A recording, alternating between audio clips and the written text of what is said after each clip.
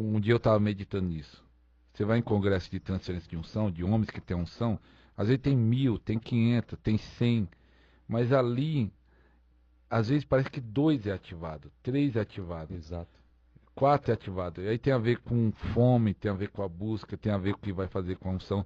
E ali eu sei que eu fui ativado ali naquele congresso. Eu conheço o Marcelo Casagrande, não sei os outros, mas eu já fui em outros congressos e eu vi o apóstolo, o pastor, o profeta impartindo para todos que estão no evento, mas para alguns não mudaram nada.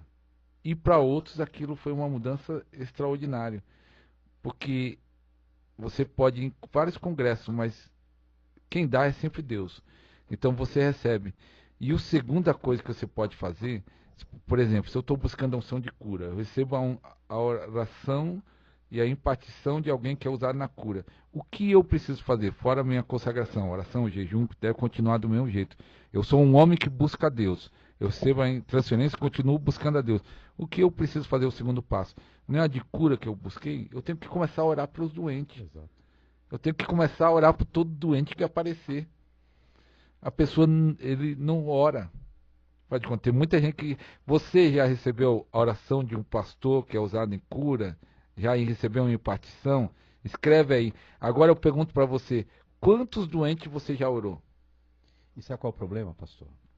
Às vezes essa pessoa que você apontou o dedo e falou com ela, ela já orou. Não, pastor, eu já orei. Mas ele orou por 5, 10, não foi curado e parou.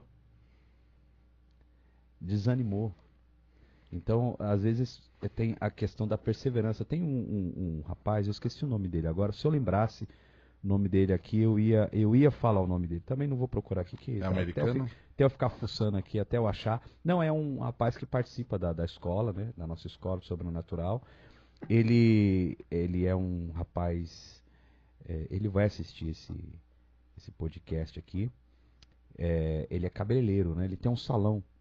Agora eu não lembro de que lugar que ele é, que estado que ele é. Mas ele participa de todas as lives que eu faço, ele participa. Todas as lives, todas, sempre vejo ele nas lives. Tudo que eu faço eu vejo ele participando. E ele tem uma sede muito grande. E aí depois que eu lancei o curso Como Ministrar Cura Divina, ele logo fez o curso de cura divina, né? Como ministrar cura divina.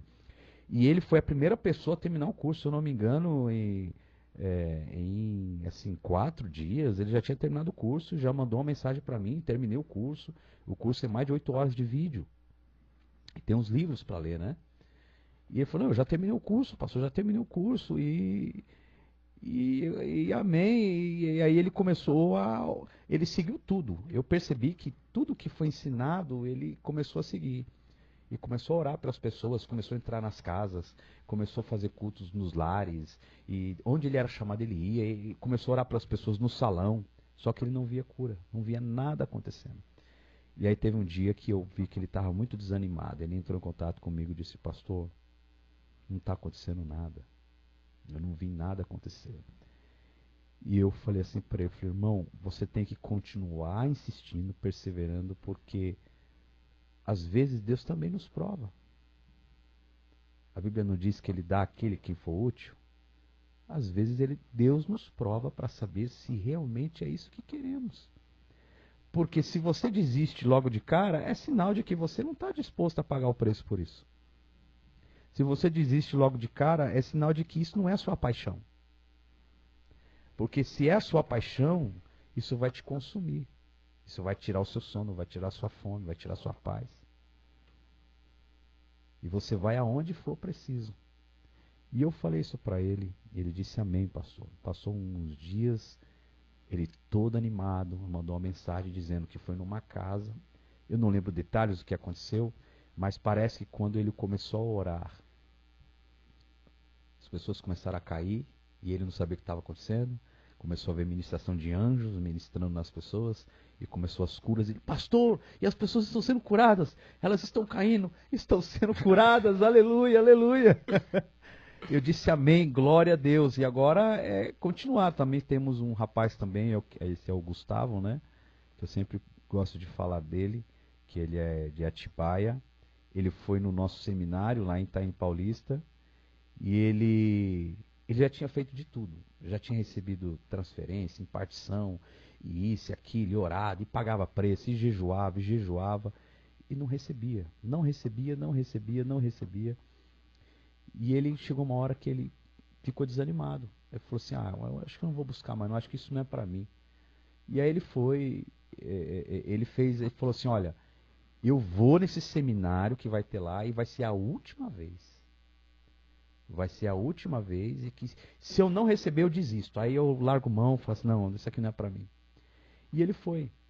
E olha que interessante o que eu vou contar aqui, porque as pessoas às vezes acham que para receber uma unção, alguns têm que cair, têm que sentir o fogo, o choque, e às vezes não. Tem gente que não sente nada, né? E é impactada. E ele foi, e ele foi lá com a Thelma, né? A Thelma que estava usando aparelhos de ouvido, ela foi curada no dia. E a esposa dele estava com um problema na perna, e ela ia ter que fazer uma cirurgia que, se eu não me engano, custava R$ 28.000. E naquele dia ela foi poderosamente ministrada por cura, né? E ela foi curada naquele dia. E ele ficou impactado, ele viu muitas pessoas começaram a ser curadas, outras caía lá, demônios também manifestavam tudo. Ele foi para casa, mas ele disse que não sentiu nada. Ele não sentiu nada. Ele não sabia, mas a unção pegou ele ali. E ele foi para casa. Quando ele chegou na igreja, foi fazer uma oração, as pessoas começaram a cair. E aí daqui a pouco ele não estava entendendo o que estava acontecendo, porque eu estou orando, as pessoas estão caindo, porque as pessoas chegam perto de mim e caem. E aí começou arrebatamento de espírito, pessoas começaram a ser arrebatadas em espírito, gente que ia para o céu, ia para o inferno, gente voltava do inferno já aceitando Jesus já. Né? E ele começou a ter esse sobrenatural, começou a ver esse sobrenatural. E pó de ouro, pó de diamante. E hoje ele faz parte da nossa equipe de cura.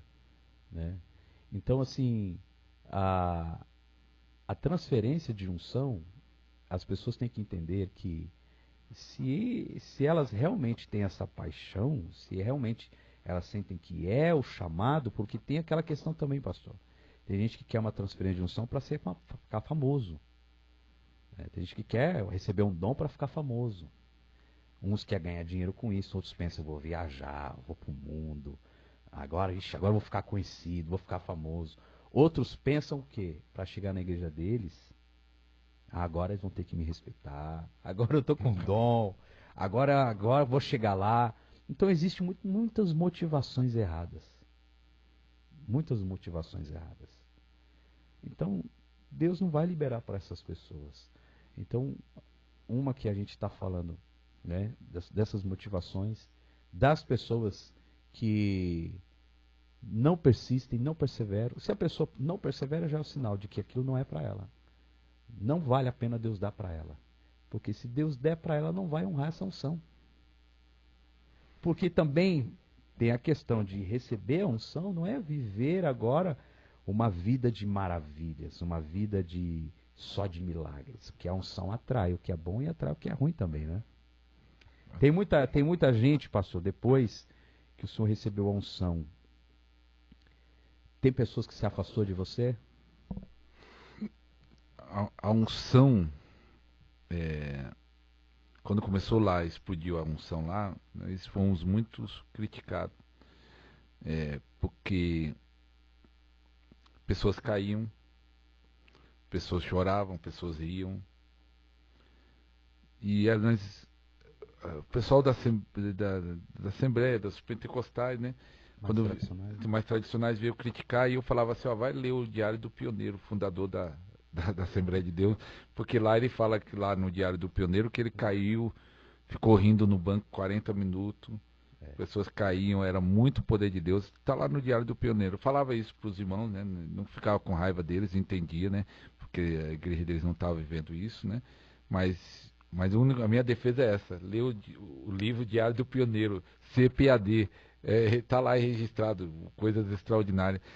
Mas, então, houve uma certa perseguição, e até hoje, eu penso nisso, o nosso ministério, ele provoca isso. As pessoas aceitam, Vou dar um exemplo que aconteceu no nosso ministério, para você ver como alguns rejeitam, né? Rejeito sobrenatural.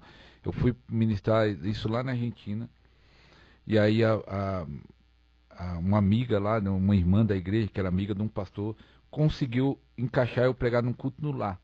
Aí eu preguei lá e aí orei no final pro pó de ouro e azeite.